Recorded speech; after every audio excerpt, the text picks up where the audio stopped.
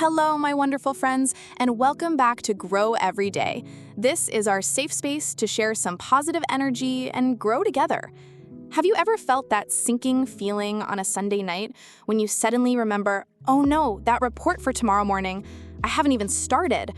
Or that quiet guilt that creeps in while you're endlessly scrolling on your phone, even though you have a huge project staring you in the face? Our favorite phrases become, I'll do it later, or I'll get to it, until suddenly, later becomes right now, and it comes with a huge dose of stress, panic, and work that isn't our best. This old friend of ours named Procrastination, I think we all know him pretty well, right? He's like a shadow that follows us around, and sometimes he's so powerful that he just makes us feel awful about ourselves. But today, we are going to change the game. We're not just going to complain about it, we are going to do something about it. Together. I want to invite you to join me on a 7-day procrastination challenge. Think of it like a fun game, a little experiment we can do side by side to understand this old habit and learn how to manage it more effectively. If you're ready to shake off that sluggish feeling and become a more proactive, productive version of yourself, then let's start our challenge. Before we jump into day 1 of our challenge, I want to take a moment to understand something really important. Procrastination isn't just about being lazy. There's deep psychological reasons behind it, and they usually come down to 3 main culprits. Reason number 1, fear. This is the big one, you guys. We're often not afraid of the work itself. We're afraid of the outcome. We're afraid we won't do a good job, fear of failure, afraid it will be too difficult, or even afraid that if we succeed, people will expect more from us next time. Yes, fear of success is a real thing.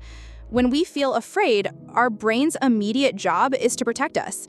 It tells us to go do something easier and more comfortable, like watching a show or playing a game. Procrastination is basically our brain's self-defense mechanism. Reason number 2, perfectionism. For all my fellow perfectionists out there, starting is the scariest part. We feel that if we're going to do something, it has to be 100% perfect from the very beginning. We need to have all the information, be in the right mood, and have the perfect amount of time. None of which ever actually happens. That thought, if I can't do it perfectly, it's better not to do it at all, is the perfect trap that keeps us from ever getting started. Reason number 3, feeling overwhelmed. Have you ever looked at a big project and felt like you were staring at a giant mountain and you just get discouraged, thinking, how will I ever get to the top? When we feel that a task is too big, too difficult, or has too many steps, we don't know where to begin, so we choose not to begin at all. We turn to smaller, easier tasks that give us a quick sense of accomplishment instead.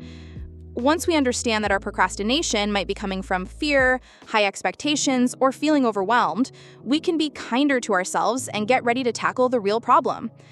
Okay, enough with the theory. Let's dive into day 1 of our challenge. Okay, friends, it's go time. We are going to transform ourselves one day at a time for the next 7 days. Day 1, find your why and pick just one thing. Today, we're not going to do anything heavy. We're going to start with the most important thing, finding the deep why behind the task. Ask yourself, why do I really need to do this? How will my life be better when this is done? For example, if I finish reading this chapter, I'll pass my exam and I won't have to stress about it later. Or if I finally organize my room, I'll get to live in a space that feels calm and happy. Write down your why and stick it somewhere you can see it. Then choose just one task that you've been putting off for the longest time. We're only focusing on one thing. Day 2, break it down into tiny pieces. Yesterday, we chose our mountain. Today, we're going to turn that mountain into a pile of small, manageable pebbles. Take the one task you chose and break it down into the smallest possible steps you can think of. For example, if your task is write a report, you could break it down into research topic, create an outline, write the first paragraph, write the main body, write the conclusion. The smaller, the better. This makes the task feel less scary and shows you exactly where to start. Day 3, use the 2-minute rule. Today is our first day of real action, but we're starting in the easiest way possible. Look at the list you made on day 2. Pick the tiniest first step and then set a timer for 2 minutes and just do it. Tell yourself, I only have to do this for 2 minutes. When the timer goes off, I can stop. The magic of this rule is that starting is the hardest part. Once you break through that initial wall of resistance, you'll often find you want to keep going. But even if you only do it for 2 minutes, you've successfully completed today's challenge. Day 4. Create a reward system. We're all driven by feeling good. Today, after you've worked on your small task, maybe for 15 or 20 minutes, you're going to give yourself an immediate reward. It doesn't have to be anything expensive. It could be watching one YouTube video, eating one piece of chocolate, or just getting up to do a nice stretch. This creates a positive connection in your brain that says, hey, it feels good to get this work done. Day 5. Eliminate distractions. Our environment has a huge impact on us. Today, before you start your task, take 5 minutes to create your own distraction-free zone. This could mean turning off your phone notifications, putting your phone in another room, closing unnecessary browser tabs, or telling your family or roommates, hey, I just need 30 minutes of focus time. Reducing these temptations makes it so much easier to stay on track. Day 6. Find an accountability partner. Having someone in on your plan can dramatically increase your chances of success. Today, try telling a close friend or family member about the goal you're working on. It could be as simple as sending a text that says, hey, I'm going to read 10 pages of my book today. I'll report back tonight. This creates a gentle sense of commitment and gives you the encouragement you need to follow through. And day 7, forgive and reflect. It's the last day of our challenge. No matter how the last 6 days went, the most important thing today is to forgive yourself for any day you didn't stick to the plan and to celebrate your effort. Then take a moment to reflect. Which technique worked best for me? How did it feel to finally take action? Reflecting helps you take these lessons and apply them to your life going forward. So after our 7-day challenge is over, the big question is, how do we make this a real, lasting habit and not just a one-time thing? There are 2 key ideas I want to leave you with. First, self-compassion. The journey to stop procrastinating is not a straight line that only goes up. There will be good days, and there will be days when you fall back into old habits. And that is completely normal.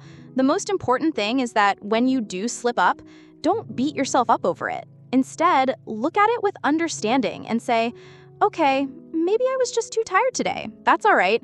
We can try again tomorrow. Being kind to yourself is the most powerful tool you have for staying in the game for the long run. Second, celebrate the small wins. Don't wait to celebrate only when the entire huge project is finished. Celebrate every single tiny step along the way. Did you work for 15 minutes according to your plan? Celebrate. Did you read 1 page? Celebrate. Celebrating these small victories releases those happy chemicals in your brain and make you feel good about taking action, which helps to create a positive loop of good behavior. Remember, friends, our goal isn't to become a person who never procrastinates 100% of the time. That's impossible. Our goal is to shrink the gap between thinking and doing, and to become more aware when we're about to procrastinate so we can pull ourselves back more quickly. And that is our 7-day challenge to stop procrastinating. How does it feel? It doesn't sound too hard, right? It's a journey of small steps from understanding yourself and breaking down your work to taking action for just 2 minutes and forgiving yourself when you miss a day. I really want to invite all of you to try this fun challenge for yourselves this week. Don't pressure yourself to be perfect. Just try starting with day 1 tomorrow. Pick just 1 task and find your powerful why. That alone is the most fantastic start you can make. Growth is all about taking action, even if it's the smallest step. And overcoming procrastination just 1 time is a way of telling yourself, I can do this. I am in control of my own life. And that is an amazing feeling. Thank you for being here and for choosing to grow with me today. If you enjoyed this, don't forget to subscribe to Grow Every Day so you won't miss out on more fun challenges and self-growth ideas. For today, signing off. Have fun with the challenge. Goodbye.